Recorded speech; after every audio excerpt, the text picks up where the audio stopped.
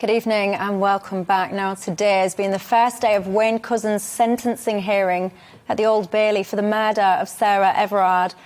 The court has been hearing some awful details surrounding this case, and our Home Affairs and Security Editor, Mark White, has been at the courts for most of the day. He brings us up to date now.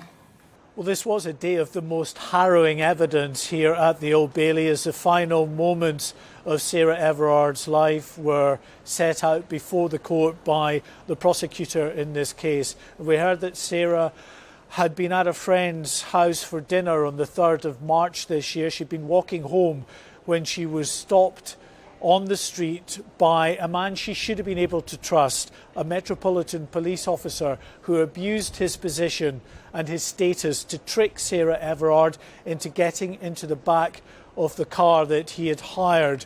Wayne Couzen was not on duty. He was in plain clothes, but he was wearing a Metropolitan Police issue belt containing his handcuffs, CS spray and other Met Police items. He looked like a plainclothes officer. He had his warrant card, his identity card, which he flashed at Sarah Everard and apparently told her that she was in breach of COVID laws. We were at that point in the middle of the third COVID lockdown. She had no choice, it seems, but to get into the back of his car, and there began an 80-mile journey of absolute terror for this young woman as she was driven to a remote spot near the port of Dover, where, according to the prosecutors, Wayne Couzen raped and then strangled Sarah Everard. He drove her body to woodland near the town of Ashford in Kent and disposed of her body, setting fire to her body the next day after buying